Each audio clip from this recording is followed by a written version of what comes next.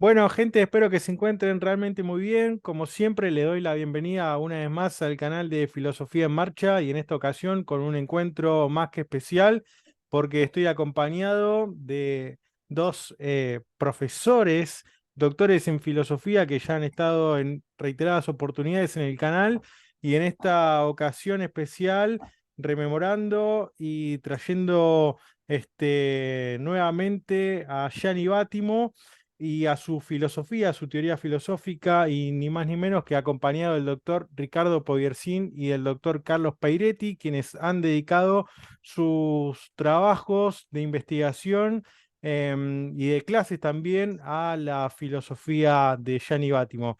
Tengo para presentarles, antes de cederle la palabra, que, por ejemplo, el doctor Ricardo Poiercin hizo su trabajo y tiene publicado un texto junto a Gianni Bátimo y a Mónica Giardina, titulado Heidegger y la cuestión ecológica, de editorial Prometeo, y después el doctor Carlos Pairetti, que tiene varias obras dedicadas al pensamiento de Gianni Bátimo, entre ellos, si no me equivoco, que esta es su tesis de doctorado, titulado Hermenéutica de la disolución en Gianni Bátimo. Y les muestro también así un poco rápido su último libro, que es Jesús el Hermeneuta Débil, y después también otro de sus textos dedicados a Gianni Bátimo, El sentido débil irónico de la interpretación. Dicho toda esta presentación, les cedo la palabra a ambos para que nos puedan deleitar a todos los seguidores de Filosofía en Marcha con este gran filósofo que lamentablemente hace unos días tuvimos la triste noticia de su fallecimiento. Bueno, Lucas, ante todo, me alegro mucho volver a estar acá contigo. Hace rato que no charlábamos. Y bueno, ¿qué más que un evento o un acontecimiento tan triste como este de la partida de Gianni? Pero bueno, nos deja un legado filosófico, y humano, diría, muy importante, ¿no?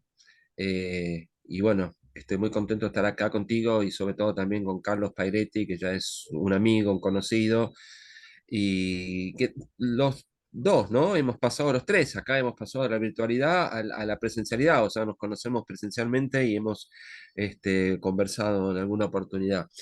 Sobre todo a Carlos, que lo conocí hace relativamente poco, y que es un gran pensador y un gran seguidor de Bátimo. Yo creo que, no quiero exagerar, pero capaz que uno de los más conocedores de Bátimo en la Argentina, ¿no?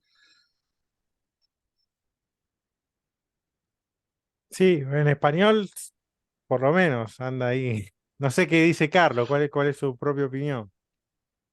Bien, Humilde hola, ¿qué como tal? ¿Cómo siempre. andan? Buenas tardes y gracias por este momento que lo compartimos siempre con una amistad que se fue desarrollando, como dice Ricardo, y después tuvimos la posibilidad de conocernos en Buenos Aires. Así que eso para mí es muy, muy hermoso y siempre son muy cálidos estos encuentros, muy amistosos. Así como el propio Bátimo me dijo a mí cuando prologó esa tesis de licenciatura, que me agradecía mi interpretación amistosa, digamos, no agresiva, porque en general la, la, la, la filosofía de Bátimo ha generado o ha provocado un poco, de algún modo u otro, ciertas rispideces. Entonces, generalmente cuando se lo interpreta, se lo ataca, ¿no? Pero bueno, más allá de eso, que después vamos a explicar un poco algunas cosas, les agradezco a los dos este momento, esta posibilidad de hacer este video para que aquellos interesados en la filosofía de Bátimo puedan conocer otros aspectos de su pensamiento. Así que, bueno, dolido por la pérdida de Gianni, como lo están todos aquellos seguidores de él en el mundo, de alguna manera todos los que podemos denominarnos discípulos, tanto cuanto estudiamos de hace mucho tiempo su pensamiento, y siempre que lo abordamos de cero, ¿no? Así que bueno, agradecido por este momento y si Ricardo quiere comenzar para contarnos un poco algunas cuestiones, que comience, no hay ningún problema. Bueno, yo comienzo, después entablamos un diálogo, te doy la palabra a vos, Carlos. Mirá, yo anecdóticamente te puedo decir que lo vengo leyendo a Bátimo, y no exagero, pero por lo menos del año 85, 86, desde esa fecha.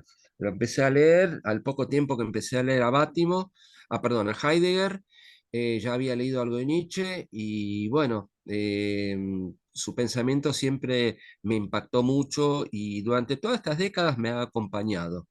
He tomado distancia a su pensamiento, también lo he criticado, he vuelto al mismo, pero cada libro que sacaba era ir y como cuando uno sigue a un grupo de rock o un músico, en mi caso, seguidor yo de Spinetta, que cuando sacaba un disco el flaco iba y me lo compraba, después lo escuchaba y decía, bueno, me gusta más, me gusta menos, pero con Batman me pasaba lo mismo, ¿no? O sea, cada libro que sacaba iba y lo compraba. Y hay una cosa importante ya para empezar esta charla de manera filosófica, que creo que hay distintas, considerás conmigo esto, o estarás de acuerdo, hay distintas etapas de su pensamiento, ¿no? No es lo mismo el Bátimo del sujeto de la máscara que el Bátimo de creer que se cree, o el Bátimo, el último Bátimo en torno alrededores del ser, o cuando habla sobre la realidad, o este texto que estoy leyendo, que es un texto muy interesante, releyendo, me estoy dicho, filosofía, política y religión, más allá del pensamiento débil, donde él tiene un capítulo que se llama Heidegger y la superación de la modernidad, ¿no? Entonces, diría, para empezar a ordenar un poquito su pensamiento, diría, y no sé si coincidís conmigo en esto, Carlos, que hay distintos momentos en donde él piensa radicalmente la situación de la filosofía en vinculación con la actualidad, ¿no? Sí, sí, totalmente de acuerdo. Sí, nosotros habíamos hecho con Lucas, por eso yo no quería, en mi caso particular, repetir esas etapas que fuimos desarrollando como en 3 videos distintos, pero efectivamente es así, sí, sí, sí, tal cual. Hay 3 etapas al menos, o 4, que Giovanni Giorgio, el gran pensador italiano y gran intérprete de Bátimo, desarrolla y explicita muy bien o individualiza, y nosotros lo hemos trabajado ya en algunos videos, pero también está bueno que en tu caso particular, Ricardo, de acuerdo a tu lectura, también tenés tu interpretación, digamos, de esas etapas, ¿no? De algún modo u otro, que pueden ser espontáneamente interpretadas o no, después se pueden sistematizar como lo hace Giorgio, pero está bueno escuchar un poco cómo lo fuiste leyendo vos. Sí, bueno, a mí me interesa mucho el Bátimo que aparece, por ejemplo, en este artículo, pero no solamente en esto, sino en otros, cuando él reconoce en Heidegger como, o reivindica un heideggerianismo de izquierda, ¿no? Un Heidegger de izquierda, ¿no? A partir de esta lectura o interpretación que él hace de la imposición técnica, dicho en alemán, lo Gestell, ¿sí? En donde ya en el imperar de la técnica, de lo Gestell, podríamos decir también de la tecnocracia, ¿sí? Centellea ya de alguna manera el Ereignis, el acontecimiento, ¿no? Apropiador. Me parece que eso trae consecuencias muy interesantes porque hace una bajada a la acción concreta y de ahí se derivan consecuencias, yo diría, políticas, éticas, estéticas, religiosas, desde ya filosóficas, etcétera. Entonces, ese Bátimo para mí es el Bátimo de uno de los momentos más sólidos de su pensamiento, contrariamente a lo que se dice. Bátimo no, nunca fue, en primer lugar, un poco esto lo hablamos fuera de micrófono, ¿no? Fuera de acá, para mí no es un pensador que se agote en la modernidad, si bien él reivindicó en cierto momento la situación o la condición posmoderna. Pero me parece que la posmodernidad fue un movimiento, al igual que lo fue el existencialismo en su momento en los años 50, 60, que ya dejó de existir y en estos momentos estamos pasando por otra etapa que es mucho más compleja y más conflictiva también. Entonces no se puede encasillar a Bátimo como un pensador solamente posmoderno, como tampoco se lo puede encasillar en este caso a Deleuze o a Derrida. Eh, en primer lugar.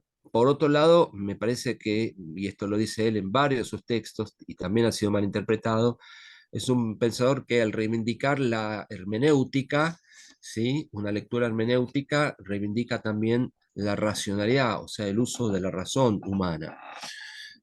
Por lo tanto, no es un pensador para nada relativista. Esto, por supuesto, que ha generado grandes controversias. Bátimo ha sido un pensador siempre digamos, muy sincero, tanto desde su punto de vista existencial como desde su punto de vista filosófico, que creo que es uno de los pocos pensadores que yo conozco que me da la impresión que coincidió su vida con su obra, ¿no? Él se reconoció siempre homosexual, marxista con un comunismo, digamos, utópico, reivindicador de un comunismo utópico y también como un pensador, digamos, que reivindica esta izquierda heideggeriana y bueno, con todas las consecuencias que ello conlleva. Bien, sí, sí. Comparto totalmente. No sé si querés que yo diga alguna cosa al Sí, por respecto, Ricardo. supuesto. Sí, sí. Eh, bueno, no, yo lo que quería transmitir de alguna manera fue mi trabajo en la tesis de investigación, la tesis doctoral. Trabajo que dicho sea de paso, o eje de análisis que dicho sea de paso, tuve la suerte de compartir con el propio Bátimo, contárselo. Él estuvo de acuerdo, me dijo que no lo habían interpretado así, pero está de acuerdo, que implica básicamente entenderlo como un pensador de la técnica. Es una cosa rara esta que estoy diciendo, pero no es tan rara cuando podamos explicar un poco. La propia Franca D'Agostini, en una introducción que hace al libro de Bátimo que se llama Vocación y responsabilidad del filósofo, ella misma también lo cataloga como filósofo de la técnica, pero no explica quizás tanto, sino que simplemente eso queda como de alguna manera insinuado.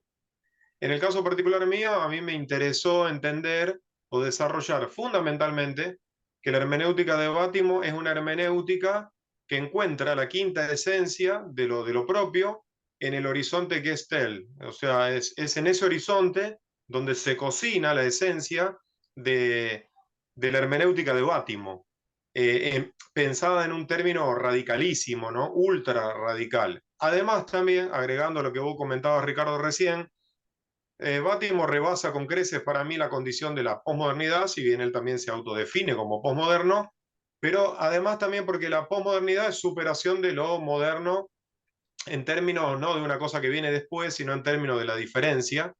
Pero en Bátimo incluso también se puede hablar, él no utiliza ese término, pero nosotros cuando hablamos del fenómeno de Gestel y de la transpropiación que genera entre sujeto y objeto, ya podemos empezar a hablar de la disolución casi total de la noción de sujeto, ¿no? Que ya viene Sí. planteado por Foucault como la muerte del hombre, ya viene planteado por distintos autores, pero en Bátimo él no utiliza esa palabra, pero ya se puede hablar de lo que conocemos como poshumano hoy en día.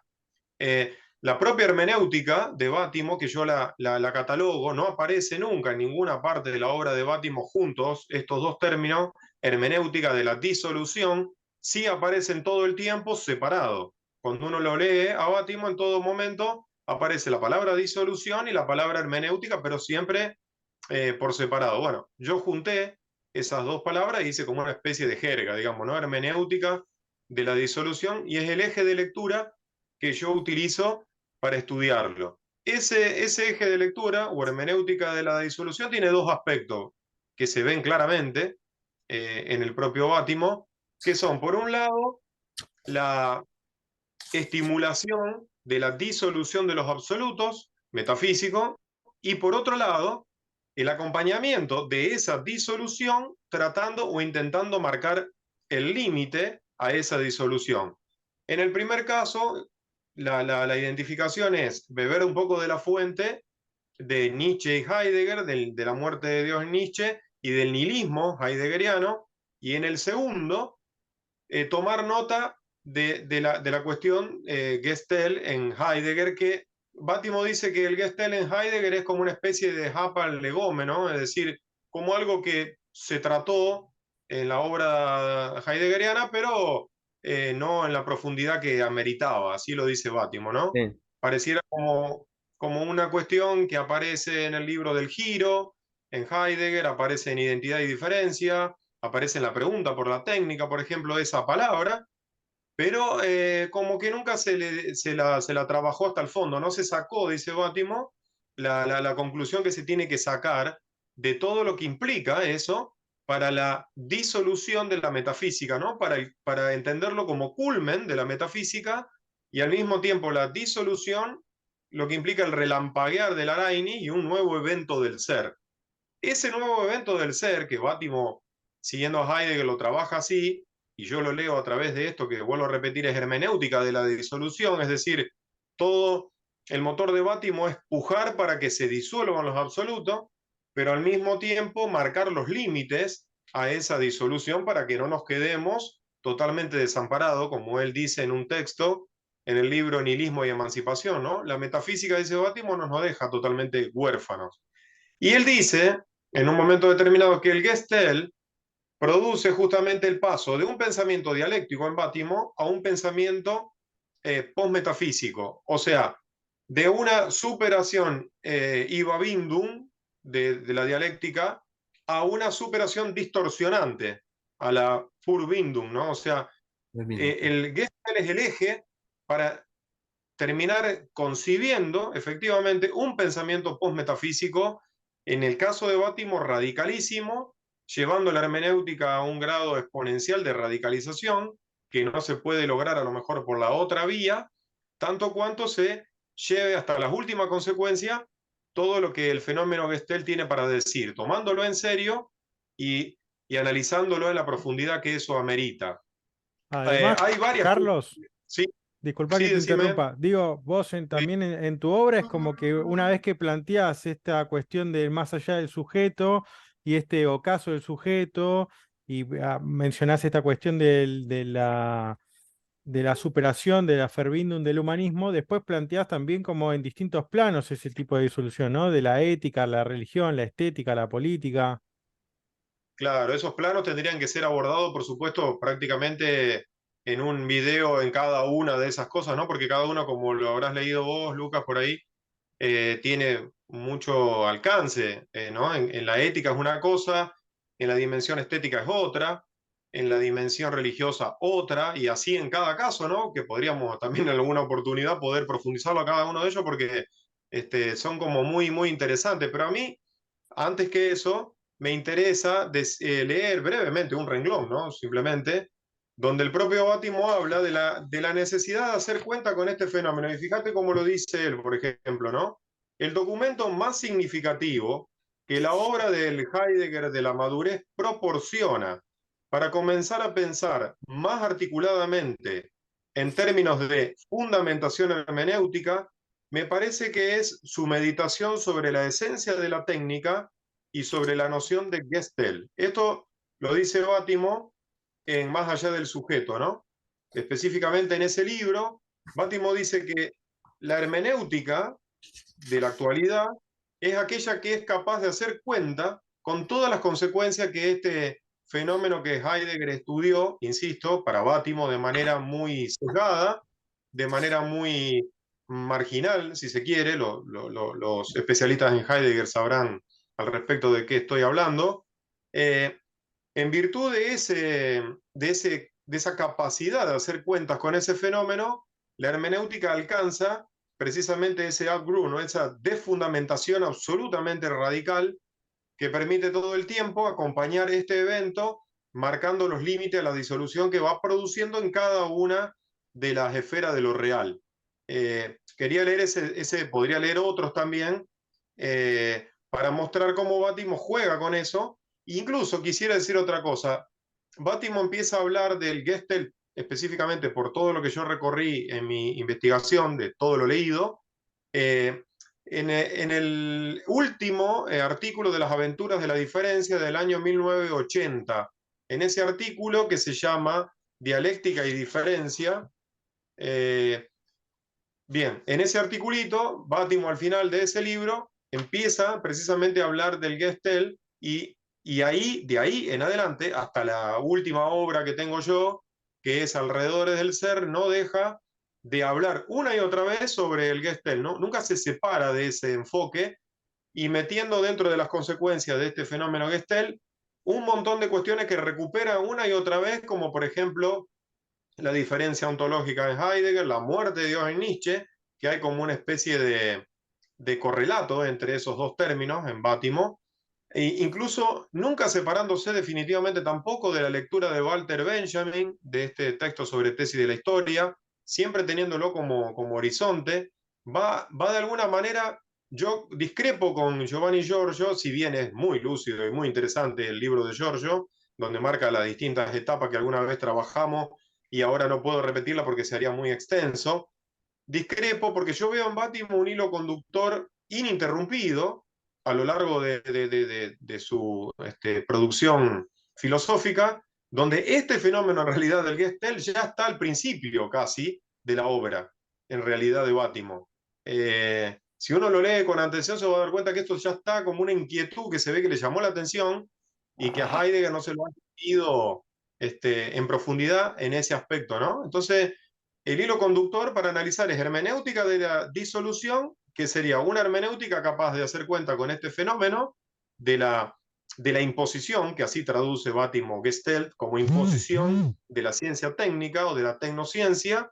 Esta imposición de sentido va desconfigurando, por ejemplo, el plano antropológico, ¿no? Por ejemplo, hoy en día nosotros no podemos hablar ya de una definición antropológica. De hecho, Ricardo es el que conoce mucho más que yo de todo esto, por supuesto. No podemos hablar ya de un animal racional, no podemos hablar de tantas aquellas definiciones que se usaron a lo largo de la historia del pensamiento occidental, porque en realidad, incluso como lo dice Franco Volpi en un texto sobre el nihilismo, hoy en día nosotros de alguna manera somos el resultado de una experimentación dentro de un laboratorio, ¿no? Eso es un elemento de la consecuencia del fenómeno Gestalt, ¿no? De la disolución ya directamente del elemento humano. Incluso muchos autores que ahora estoy empezando a leer, también asesorado acá por los conocimientos de Ricardo, Rosa Braidotti, por ejemplo, que tiene este libro que se llama El conocimiento humano, el conocimiento poshumano, perdón, y la condición poshumana, ya dan cuenta, estos autores, de que nosotros somos seres, para decirlo de manera sencilla, inervados, es decir, en nosotros ya están metidas de alguna manera todas estas configuraciones algorítmicas del mundo,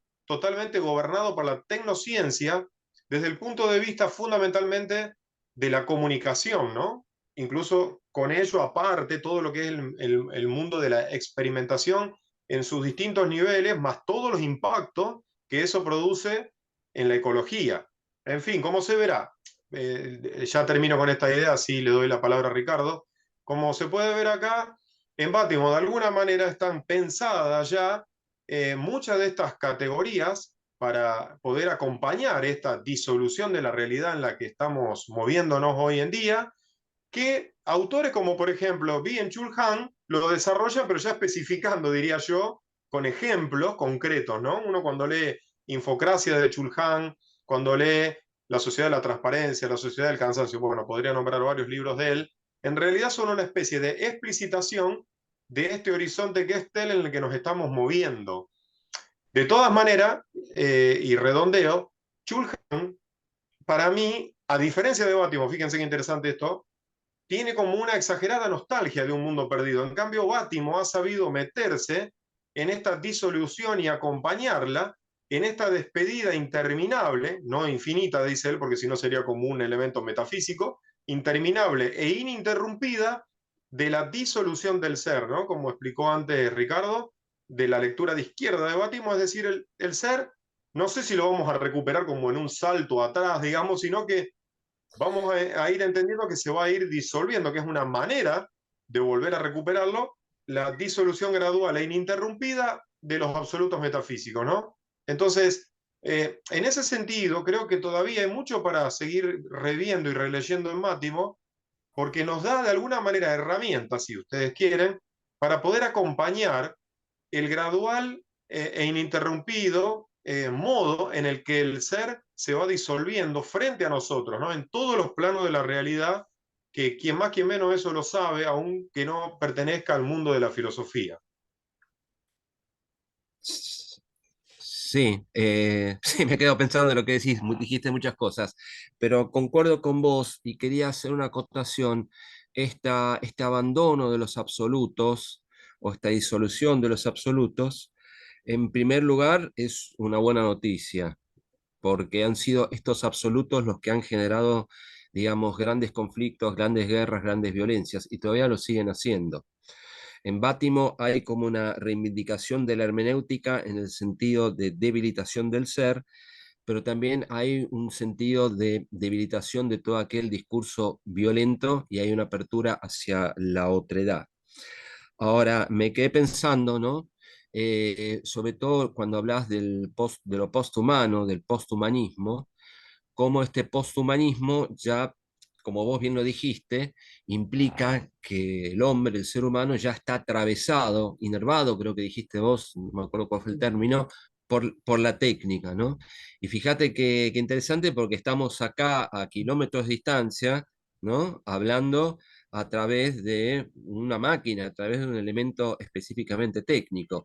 Y lo más curioso, lo más gracioso, lo más paradójico, que aquellos que critican a Bátimo y que critican el posthumanismo, ¿sí? Y su crítica a la metafísica, es decir, a los absolutos metafísicos, también se manejan de esa manera. Es decir, son posthumanistas sin darse cuenta y negadores de su propia condición. Es decir, algunos incluso trabajan de eso, ¿no? No voy a dar nombres y les tengo mucho respeto, pero quiero decir cuánta confusión hay en torno al pensamiento de un hombre que, digamos, de alguna manera profetizó ya en los años 70, 80, ¿sí? Lo que está sucediendo hoy en día. Por un lado. Y por otro lado, también lo que yo me olvidé decir es su interés y su coherencia también. Cuando dije al principio, hablé de la política, el caso del marxismo es con el cristianismo, ¿no? Por ejemplo, acá en este texto habla de historia de la salvación, historia de la interpretación, como él, como vos bien lo interpretaste en tu último libro, ¿no? Cómo él ve a un mensaje de un debilitamiento, de un Jesús débil, ¿no? De un mensaje de salvación a partir de la kenosis, del abajamiento de Dios. Entonces, me parece que hay muchos elementos ahí todavía por trabajar, pero básicamente tienen que ver con una relación antiespecista, más considerada con la naturaleza y más considerada con los otros, y yendo contra las ideologías metafísicas que aún están en boga y no quieren ceder. Sí, efectivamente. El propio Bátimo también en varios de sus escritos habla de que justamente todo este nihilismo, de alguna manera, en el que nos encontramos, por efecto de la ciencia técnica también, no es asumido, digamos, por muchos en el mundo de la reflexión actual. Y él dice también que falta mucho tiempo para que efectivamente eso se concretice, ¿no? En los términos que fue pensado. A él se le aplicaría mutatis mutandi lo que dice Nietzsche sobre sí mismo en la Gaia Ciencia, hablando del aforismo del loco, he llegado demasiado pronto, ¿no? Me parece que Bátimo ha podido ver, y sin exagerar, el carácter profético de su filosofía, pero efectivamente en este Gestel un montón de cuestiones que los autores que yo estudié, conocedores de Bátimo, muchísimos artículos que leí, no reparan suficientemente en eso. Y entiendo que no hacer cuentas con el Gestel en el concierto del pensamiento de Bátimo es quedar a mitad camino, de alguna manera, en la comprensión más profunda que creo que amerita este gran pensador que se lo ha leído siempre mal. Incluso si uno lee ya La Sociedad de la Transparencia de los años 80, que creo que fue el texto que lo catapulta al reconocimiento mundial o internacional a Bátimo, ya ahí está diciendo lo que hoy estamos viendo, digamos, ¿no? O sea, lo que pasa es que siempre se lo entendió como una especie de liberal, capitalista, nada que ver. Él estaba tratando de mostrar en ese texto, que yo ya alguna vez ya lo expliqué en otros videos o en otras discusiones, lo que produce efectivamente el mundo de la Weltanschauung, de la multiplicidad de vidrieras que nos ofrece precisamente las redes sociales con todas sus formas. Entonces, en ese sentido me parece que es injustificado o injustificable, digamos, la crítica ciega que hacen muchos que yo escucho por ahí que no lo han leído. Entonces, sí, entonces, cuando yo hablo de hermenéutica en Total. Bátimo, en este tono que le estoy marcando radicalísimo, tenemos que tener en cuenta, por ejemplo, que Bátimo tiene un texto sobre la hermenéutica en Schlagheim-Meyer, tiene un montón de textos sobre hermenéutica, que aquel texto también de la hermenéutica como la Koiné de este tiempo, así como Es la sociedad transparente, ¿no? La Sí, la sociedad sociedad transparente. Ah, transparente. porque la otra es de la de Han. La otra era de Chulhan, me confundo Sí, porque a estoy veces está leyendo. bien. No, no va a faltar el que diga, che, están los tres ahí, ninguno se dio cuenta. No, no, no, No, no, no. no, está bien, la sociedad transparente, yo también me quedé pensando. Pero es muy interesante lo que decís, Carlos, porque en primer lugar, Bátimo fue criticado, a ver, cuando escribe Creer que se cree, vamos a hablar del ámbito nacional, ¿no? Bien, porque yo tengo cierta Sí. experiencia. Cuando escribe Creer Ujú. que se cree, los sectores católicos acá lo criticaron, pero dijeron de todo, desde su vida personal criticaron, desde su inclinación sexual hasta su pensamiento, hicieron toda una serie de mezcolanzas, pero con muy mala intención, sin haberlo leído. Los tres argentinos que conozco que son, digamos, uno es conservador, otro es paleoliberal y otro es liberal, han leído como mucho dos libros de Bátimo, uno leyó un capítulo de un libro y el otro leyó un libro, pero textual lo digo, textual lo digo, y a partir de ahí lo critican. O sea, es una cosa, Sí, es como si yo criticase a Heidegger a partir de qué es metafísica, por ejemplo, no solamente a partir de esa lección o a partir de, no sé, de alguno de Ser y Tiempo y me quedase ahí, nada más. Está bien, son obras importantes, pero su obra en Heidegger es mucho más extensa y también lleva a una multiplicidad de interpretaciones mucho más ricas. Entonces, claro. con Bátimo se ha cometido una gran injusticia, ¿no? Inclusive los propios seguidores de Bátimo, cuando, y cito nombre y apellido, Marta López Gil, cuando él escribe ese texto, Creer que se cree, y reconoce su cristianismo, ¿no? Con esa frase que todavía da que pensar, y uno, yo personalmente la asocio mucho a mi modo de creencia, ¿no? O sea, me empatizo mucho con esa frase. Me acuerdo que Marta López Gil dijo, ¿cómo puede ser que un pensador postmoderno como Bátimo se vuelque ahora al cristianismo, como si él no hubiese Pero sido cristiano de su ha- propio servicio? hago una pregunta, digo, también esas injusticias que se cometen a la hora de interpretar estos autores, no es mérito también del propio autor, digo, porque en algún Por supuesto. punto esa búsqueda de justamente chicanearlo, hacer justamente movilizar y en este modo también de la disolución implica necesariamente que esas partes que están en esos absolutos, cómodas de alguna manera, se sientan ahora incomodadas.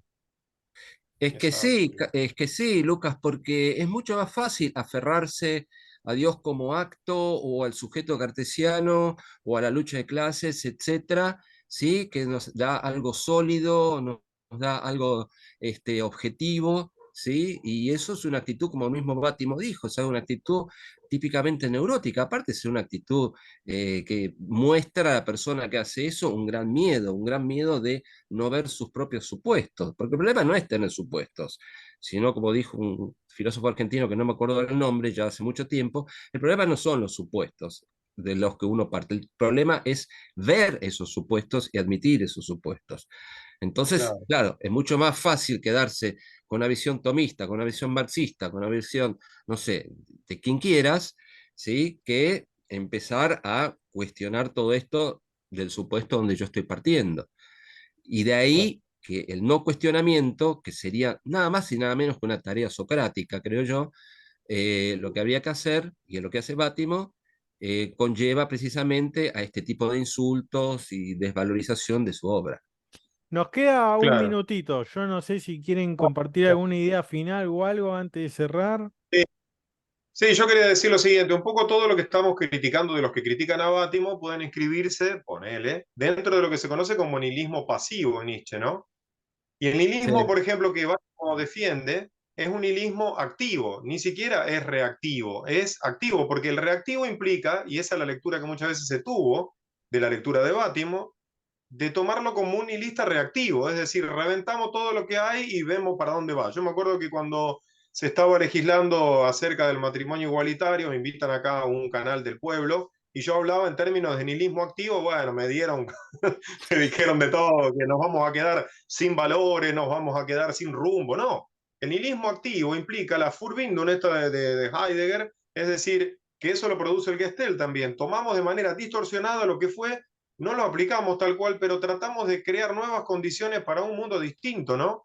a Bátimo, que le gustaba mucho citar frases del Evangelio, es un poco lo que dice Jesús: a odres nuevos, vinos nuevos. Nadie puede remendar un vestido viejo con un pedazo de tela nuevo, decía Bátimo. Una forma de decir que, de alguna manera, nosotros tenemos que buscar en el cofre de la historia, y ahí viene la reapropiación distorsionada en Heidegger y el nihilismo activo en Nietzsche, que él lo mezcla para darle curso a un sentido y a una dirección de la vida que sea justamente creativa para el nuevo mundo en el que nosotros estamos destinados. Ahí viene también el otro elemento, que hay un montón de palabras alemanas que él utiliza, que ustedes dos que conocen alemán, por